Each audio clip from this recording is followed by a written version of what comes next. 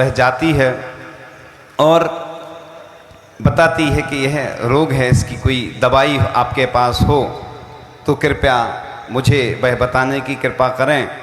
तो साधु के पास जाती है और साधु दवाई बता देते हैं। एक सप्ताह बाद आना, हम बताएंगे। तो पुनः जाती है और वह औषधि काम भी कर जाती है।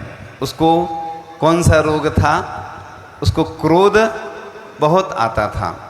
तो क्रोध को अगर जीतना है तो किससे जीता जा सकता है? क्योंकि वैज्ञानिकों ने, डॉक्टरों ने भी सिद्ध किया है कि इससे बहुत सारी बीमारियां होती हैं, हार्ट अटैक, कैंसर और भी, और जो बीमारियां होती हैं जिनको थोड़ी सी भी हो, कम हो, तो उसकी मात्रा बढ़ जाती है और रोगों से लड़ने की क्षमता भी कम हो जाती है। तो वह साधु के पास जाती है, रोग ठीक भी हो जाता है। लेकिन हम अगर क्रोध को जीतना चाहते हैं तो किससे जीत सकते हैं? क्षमा से जीत सकते हैं। उत्तम क्षमा धर्म इसीलिए आता है वर्ष में। वैसे तो 10 लक्षण पर्व 3 बार आते हैं, लेकिन इस बार का जो आता है ना भाद्रपद में, इस चातुर्मास में आता है और इसको भद्र मास कहा गया है। भद्र मास का मतलब होता है कि सभी महीनों का राजा। इस पूरे 10 लक्षण महापर्व को पूरे विश्व में मनाया जा रहा है। और कई लोग शायद वर्ष में पूजन नहीं करते हैं। कई लोग भदैया जैन बोलते हैं उनको। अभी कई लोग ऐसे चेहरे दिखेंगे जो सिर्फ 10 दिन आते हैं, बाकी गायब रहते हैं। और ये पर्युषण पर्व कई लोग 10 उपवास कर रहे हैं, साधना कर रहे हैं। अपन ऐसी भावना करें कि उनके अच्छे से उपवास हों, और अपन उपवास नहीं कर पा रहे हैं तो एकासन करें। और जिनकी एकासन की क्षमता नहीं है, 2 बार भी भोजन ईमानदारी से करें। सिर्फ 2 बार ही भोजन और जल लेंगे, ये भी अपनी अपनी अनुकूलता की साधना है। लेकिन जलोपवास भी कर सकते हैं कुछ लोग, और दूध आदि लेकर भी उपवास करते हैं। और इन महापर्वों में कई लोग विशेष पूजन आराधना करते हैं। ये पर्व इसलिए आते हैं कि हमारी आत्मशुद्धि हो। और हमें याद आ गया कि आज की दिन ही जब 2001 की बात थी, सन 2001 में, जब 2001 में आचार्य श्री का आशीर्वाद प्राप्त हुआ था। उसके पहले सफ़ेद ड्रेस तो पहन ली थी और जीरो कटिंग भी व्रत मिला था आज की इसी तिथि पर। तो ब्रह्मचर्य व्रत आजीवन हो गया था। तो जिनका आजीवन ब्रह्मचर्य व्रत हो जाता है, सफ़ेद ड्रेस धारण कर लेते हैं। देश भर में जितने भी ब्रह्मचारी हैं, वो जो भी सफ़ेद ड्रेस में दिखे आपको, प्योर सफ़ेद में, उसको ब्रह्मचारी समझना और निमंत्रण के लिए आप घर ले जाना भोजन करने। जो भी देखे सफ़ेद ड्रेस में, ठीक है ना, ब्रह्मचारी, अन्य लोग नहीं बोल रहे हैं। तो ब्रह्मचारी बोलना उसको, भैया जी आप हमारे यहाँ भोजन करने चलिए। क्योंकि हमारा ऐसा हो गया था, हमें याद आया कि हमारा व्रत नहीं हुआ था, आचार्य जी का आशीर्वाद मिल गया था और ड्रेस चेंज हो गई थी और जीरो कटिंग हो गई। व्रत बाद में हुआ और सीधा आचार्य जी किसी को आजीवन व्रत नहीं देते हैं, लेकिन सीधा आजीवन व्रत हो गया। तो ब्रह्मचारी बनना बड़े सौभाग्य की बात है। और जो ब्रह्मचर्य व्रत ले लेता है आजीवन, उसकी सफ़ेद ड्रेस हो जाती है। सफ़ेद ड्रेस वाला ही ब्रह्मचारी के अलावा कोई प्योर सफ़ेद ड्रेस नहीं पहनता है। को घर पे रहते हैं तो वो लाइनिंग वाली पहनते हैं। व्रत आजीवन भी हो तो भी नहीं पहनते हैं। लेकिन सफ़ेद ड्रेस पहनना बड़े सौभाग्यशाली व्यक्ति होते हैं। पुण्यशाली और महासौभाग्यशाली ऐसे व्यक्ति होते हैं जिनको ब्रह्मचर्य व्रत आचार्य श्री के द्वारा मिलता है। और ऐसे सफ़ेद ड्रेस जो भी दिखे आपको, तो उसको ना, भैया जी वंदना, जय जिनेन्द्र, भोजन करने चलिए, निमंत्रण देना चाहिए ना कि भैया जी को, है ना। तो भैया जी बोलना उसको, है ना, क्योंकि वो ग्रस्त नहीं है, भैया जी है। अगर कोई बाल ब्रह्मचारी भी हो सकता है और ब्रह्मचारी भी हो सकता है। बाल ब्रह्मचारी जो होते हैं वो है ना पहले से ब्रह्मचर्य व्रत रहता है, और जो ब्रह्मचार्य व्रत नहीं लेते हैं बाद में ग्रस्त में भी ले लेते हैं तो उनको भैया जी बोलते हैं अपन। भैया जी, सामान्य व्यक्ति को क्या बोलते हैं अपन? भैया बोलते हैं, और ब्रह्मचारी होता तो भैया जी। तो बहुत सौभाग्यशाली व्यक्ति हैं ऐसे जो इन व्रतों को लेकर के अपने जीवन का उद्धार करते हैं, कल्याण करते हैं। तो इस प्रकार से आज का जो दिन है महा भाग्यशाली बनने का दिन होता है। इसलिए पहला दिन जो होता है ना उत्तम क्षमा रखा है, क्योंकि क्षमा से ही 10 धर्मों की शुरुआत होती है। और इस जीवन में सबसे ज़्यादा ये प्रसंग बनते हैं कि क्षण क्षण में कई बार ऐसे निमित्त बनते हैं कि व्यक्ति के अंदर ऐसा क्रोध उत्पन्न हो जाता है, क्योंकि मानव स्वभाव है, बारूद का ढेर तो अपने अंदर है ही, बस माचिस की तीली मिली और आग लग जाती है। तो इस प्रकार से क्षमा से बढ़कर अन्य कुछ नहीं होता है। और गलती करना तो मानव का स्वभाव है, लेकिन क्षमा मांगना भी कर्तव्य है हमारा, कि जिससे कुछ हो जाता है। कई बार क्षमा वाणी आती ना तो क्या करते लोग, पहले कार्ड डालते थे, फिर मैसेज करने लगे या फ़ोन पे मांग लेते हैं क्षमा। और यहाँ पर क्षमा वाणी नहीं होती, क्योंकि यहाँ के लोग गलती करते ही नहीं है ना।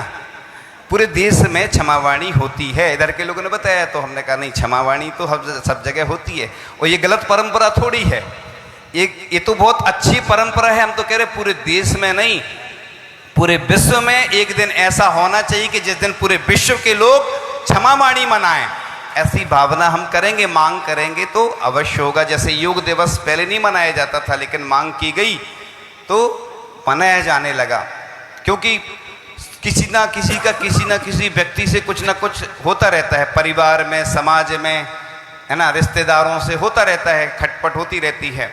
और जहाँ मीठा होता है तो वहाँ कीड़े तो लगते ही हैं, जिनमें ज़्यादा जब आपस में बनने लगता है तो कई बार फिर किसी कारण से ऐसा निमित्त बन जाता है तो हो जाता है विकल्प। इसलिए आज का दिन महान दिन है, ये महान बनाने वाला दिन है। व्यक्ति को बोलते हैं ना, first impression is the last impression. तो जो शुरुआत में जो धर्म रखा है, भले ही आप क्षमा वाणी मनाते अंत में हैं, क्योंकि जब पूरे 10 दिन हो जाते हैं तो वो बरसों से ऐसी परंपरा चली आ रही है। तो क्षमा और उदारता वही सच्ची है जहाँ स्वार्थ का भी वास ना हो। तो क्षमा से व्यक्ति फूल सा हल्का हो जाता है। अगर किसी से कुछ हो जाता है, अपन क्षमा मांग लेते हैं तो हल्कापन आ जाता है। तो इसी प्रकार से क्षमा ना करने से व्यक्ति तनाव में रहता है और टेंशन में रहता है, क्योंकि विकल्प बना रहता है। बोलते ना, फांस तनकसी तन में साले, यानी जो होती ना सल्ल, इसलिए तत्वार्थ सूत्र में कहा निसल्यो व्रति, यानी सल्ल से रहित होना चाहिए व्रति। तो इस प्रकार से यह जो व्यक्ति होता है कि भारत एक ऐसा देश है जिसने हमेशा दुश्मन की भूलों को भी क्षमा किया है। यह पहला, एक पूरे विश्व में पहला देश भारत है जहां युद्ध हमेशा मजबूरी में लड़े जाते हैं। यहाँ पर जब भी स्वतंत्रता मिली तो अहिंसा के बल पर ही अपने देश को स्वतंत्रता मिली। तो इस प्रकार से जो क्षमा होती है ना, क्षमा जीवन उत्थान का मार्ग है, क्षमा खुशहाली का खजाना है, क्षमा ही परम सुख है, क्षमा यही अंतिम सत्य है, और क्षमा वीतराग धर्म की पगडंडी है। जिस प्रकार से एक राजमार्ग, एक मार्ग होता है, एक शॉर्टकट होता है ना, पगडंडी, इसी प्रकार से क्षमा आत्मज्ञान है। क्षमा सभी भेदभाव भी मिटाता है और मोक्ष का दरवाजा है, सभी गुणों का दाता है, और यह धर्म की जननी है, लक्ष्मी का भंडार है, धन का भंडार है, और वीरों का आभूषण है, स्नेह की सरता है, और मोक्ष मार्ग की प्रथम सीढ़ी है, आत्मा का आनंद है और जीवन निर्माता है। तो सबसे अच्छा अपन प्रतिदिन ही ऐसी भावना भाएं भगवान के सामने कि ये नैनो प्रतिकरण है, छोटा सा। वैसे तो जो दार्शनिक प्रतिक्रमण है, प्रत्येक व्यक्ति को करना चाहिए। प्रतिमाधारी हैं वो अलग प्रतिक्रमण करते हैं। मुनि आर्य का तो 3 टाइम एक इंद्रिय से लेके 5 इंद्रियों के जीवों से क्षमा मांगते ही हैं प्रतिदिन, और पक्ष में यानी चतुर्दशी के चतुर्दशी 15 दिन में क्षमा मांगते हैं। इसके बाद अष्टानिका की जो चतुर्दशी आती है उसमें चातुर्मासिक प्रतिक्रमण होता है। दीपावली के दिन वार्षिक प्रतिक्रमण होता है, यानी पूरा हिसाब किताब साल भर का एक दिन वर्ष में करते हैं। यानी मुनिराज एक दिन प्रतिदिन, पक्ष में, 4 माह में और वर्ष में क्षमा मांगते रहते हैं। तो आप भी इसी प्रकार से क्षमा मांग करके हल्के हो सकते हैं। तो मानव आत्मा जितनी सुंदर और सुदृढ़ किसी आहत करने वाले व्यक्ति को क्षमा करते समय दिखती, उतनी अन्य समय नहीं दिखती है। तो क्षमा पवित्रता है, सहिष्णुता है, अहिंसा की हरियाली है, आत्मा की खुशहाली है। क्षमा सबसे महान तप है, ध्यान है, ज्ञान है, स्वाध्याय है। जीवन भर पूजा पाठ किया पर क्रोध नहीं छोड़ा तो सब व्यर्थ है। क्रोध तो आता है, निमित्त बन जाते हैं, लेकिन एक व्यक्ति था एक नगर में, तो कोई बूढ़े व्यक्ति ने पूजन करते समय उसको डांट दिया। उसने नियम ले लिया कि जब तक ये रहेंगे मैं मंदिर नहीं आऊँगा। इसलिए प्यार से लोगों को पूजन आदि करते हैं, तो बाद में अच्छे से समझा दो। आहार में भी छोटे बच्चे आते, लोग सब एक साथ टूट पड़ते हैं, ऐसा करो तो घबरा जाता छोटा सा बच्चा, है ना। तो अपन उनको पूजन सिखाएं, आहार दान सिखाएं। अपनी समाज में सबसे बड़ी ये कमी है टांग खींचने की। कोई भी आगे बढ़ेगा तो टांग खींच देते हैं, लेकिन इधर हमें फिर भी वो चीज़ नहीं दिखी। इधर बहुत बात्सल देते हैं एक दूसरे को, लेकिन फिर भी कमी तो है। और सबसे ज़्यादा भीड़ मंच पर रहती है और लंच में रहती है, मतलब आहार में और मंच पे कार्य करने वालों की सबसे ज़्यादा कमी होती है। इसलिए हम सभी पंचम काल के अंत तक 18,500 वर्ष हैं, उसके अंत तक जब तक कि ये मुनि आर्य का श्रावक श्राविका रहेंगे, ऐसा तैलव्य परिणति ग्रंथ में लिखा है। हम उनके सहयोगी बने। जो भी धार्मिक आयोजन होते हैं, कार्यक्रम होते हैं, तो कोई आता नहीं है। जैसे अभिषेक में होता ना, जल भरने कोई नहीं आता, पूजन अभिषेक करने सब आएंगे, कलसा ढारो रे और भागो रे। ऐसे ही आहार में महिलाएं जो मेहनत करती को वो आहार नहीं दे पाए, और बाहर के लोग आएंगे वो दे के चले जाते हैं, और भेजने कोई नहीं आएगा फिर। ऐसे ही बिहार में होता है, अगवानी में सफ़ेद कपड़े वाले सबसे ज़्यादा दिखते हैं। ब्रह्मचारी ब्रह्मचारिणी की बात नहीं कर रहा हूँ मैं, कुछ लोग सफ़ेद कपड़े वाले आगे दिखते हैं, इसमें फ़ोटो वीडियो बन जाए, वायरल हो जाए, पूरे वर्ल्ड में चली जाए। और जब बिहार में ज़रूरत होती है कि महाराज जी के साथ चल रहे हैं, सुबह से प्रातःकाल की बेला में कोई नहीं दिखता है। तो ये हमारी समाज की कमियां हैं, इनको हमें दूर करना चाहिए। और बिहार भी ऐसा करवाएं कि 2 किलोमीटर करवा लिया, थक गया तो दूसरा आ जाए व्यक्ति।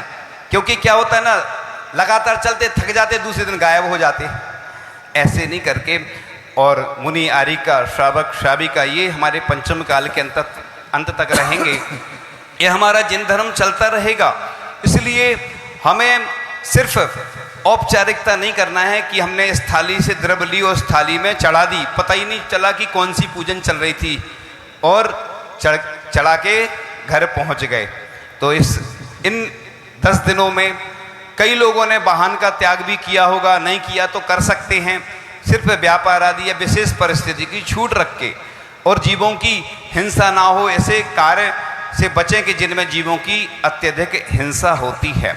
और श्रृंगार से भी बचना है, क्योंकि लोग कहते हैं पर्यूषण में ही विशेष लोग नई नई साड़ियाँ, नए नए कपड़े, आभूषण दिखाने, क्योंकि पूरा अभी सब जगह के लोग आए हैं और घर घर से लोग आते देखते हैं। और एक कोई ने पूछ लिया कब आया था, कहाँ से लाए थे, तो और खुशी हो जाती।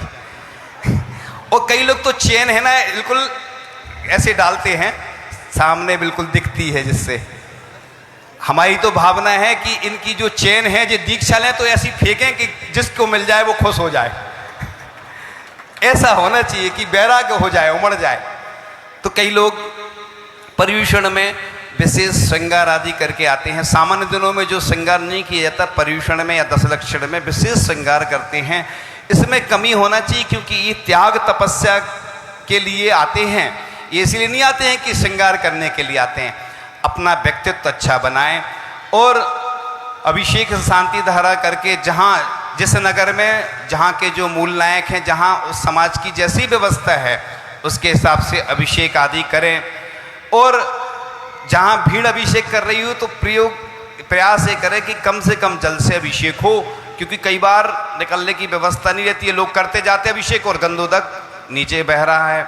ये हमने देखा है, इसलिए बोल रहा हूँ, है ना। किसी एक व्यक्ति को, एक नगर के लिए नहीं बोल रहा हूँ, पूरे देश और विदेश में जहाँ जहाँ जो लोग सुन रहे हैं।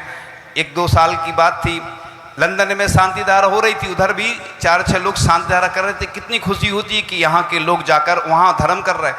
कई लोग ऐसे हैं, बगल में मंदिर है, पास में मंदिर है, सब सुविधा है, फिर भी अभिषेक नहीं करते हैं, सिर्फ 10 दिन आते हैं। और कई लोग उपवास करते हैं, 10 दिन उपवास कर लेते हैं और साल भर का रात्रि भोजन कर रहे हैं और ऐसे काम कर रहे हैं। ये भी ठीक नहीं है। इसलिए ऐसे लोग भगवान को छूने का अधिकार नहीं है। जो गुटखा, तम्बाकू और भी, समझ गए, वो एक बाटल आती है, बाटल काय की आती है, हम बताएंगे नहीं मुख से।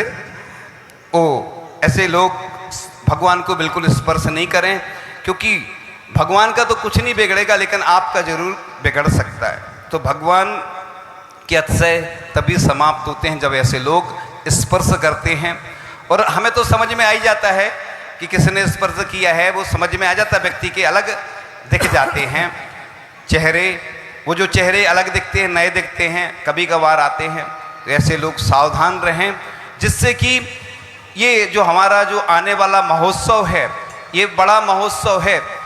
एक प्रारंभ में हुआ था और ये बीच का है, और एक और महा महोत्सव आने वाला है जिसकी अभी चर्चा नहीं है। हाँ, अभी चर्चा नहीं है, वो पहले होती है चर्चा, फिर निकलता है पर्चा, फिर होता है खर्चा, फिर होती है अर्चा, फिर जब वो महोत्सव संपन्न हो जाता है दुनिया में होती है उसकी चर्चा। तो हाँ, वो ऐसा महा महोत्सव होगा, मांगलिक महोत्सव होगा, जब भी जिस तिथि में आचार्य भगवान का आशीर्वाद प्राप्त होगा उस दिन की ऐसी महातिथि होगी, महा आयोजन होगा। और सब लोगों की भावना है कि ऐसे मूल नायक भगवान, जिनके लिए हमने रजत वेदी बनाई है, रजत गर्भगृह बनाया है, उस पर मूल नायक को कौन विराजमान करे।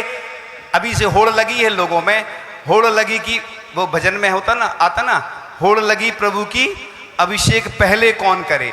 होड़ लगी है लोगों में। और वाकई में 725 वर्ष प्राचीन प्रतिमा होती है। शास्त्रों में लिखा रहता है कि 100 साल भी हो जाते किसी प्रतिमा को, अगर वो उसकी प्रतिष्ठा नहीं हुई तो भी पूज्य मानी जाती है। तो ऐसे वास पूज्य भगवान, जो कि पूरी दुनिया के द्वारा पूज्य हैं और यहाँ की आस्था श्रद्धा के केंद्र हैं, लोगों की आस्था ऐसी टिकी, हम देखते हैं लोग बच्चे से लेके वृद्ध तक सभी की भावना होती है कि हम वास पूज्य भगवान के चरण स्पर्श करें। और ऐसा नहीं है कि और भगवान नहीं है, सभी भगवान होते हैं, लेकिन लोगों की जिसके प्रति श्रद्धा आस्था जागृत हो जाती है।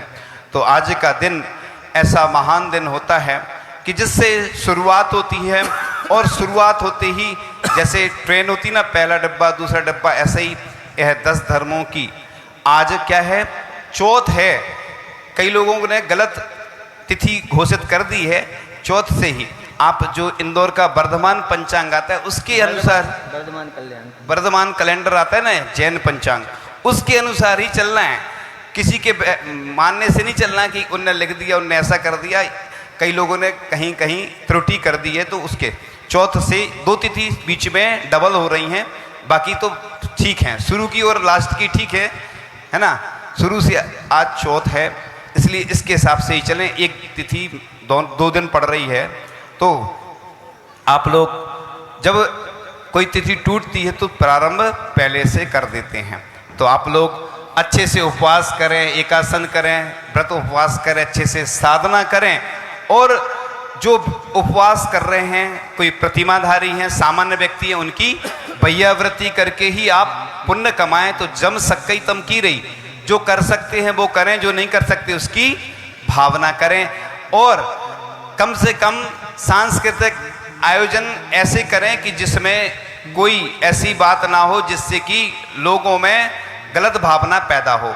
कई लोग ऐसी प्रतियोगिताएं करते हैं जिसमें जुआ आदि होता है। पूरे देश के लिए बोल रहा हूं मैं, सिर्फ एक व्यक्ति और एक नगर के लिए नहीं बोल रहा हूं, क्योंकि आज ऐसी ही प्रतियोगिताएं होती हैं जिनसे समाज की छवि खराब होती है।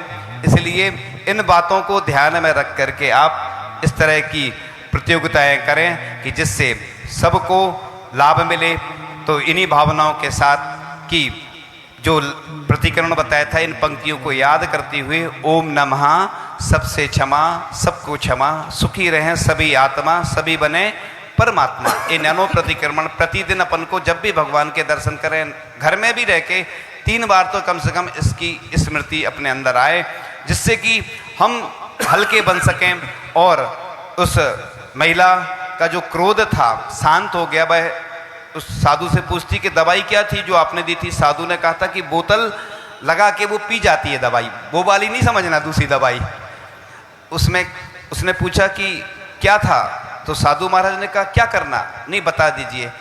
साधु ने बताया कि वो साधु जैनेतर साधु थे। उन्होंने कहा कि ये कुछ नहीं था, उसमें बोतल में जल था। तुम जब बोतल मुंह से लगाती थी तो शांत क्रोध अपने आप हो जाता, क्योंकि बोलते हैं ना तो बात और बढ़ती चली जाती है। उसका क्रोध शांत हो गया। आपका भी क्रोध शांत हो और आप क्षमा के द्वारा इस क्रोध को जीते। इन्हीं भावनाओं के साथ परम पूजाचार्य भगवान गुरुदेव श्री ईश्वर विद्यासागर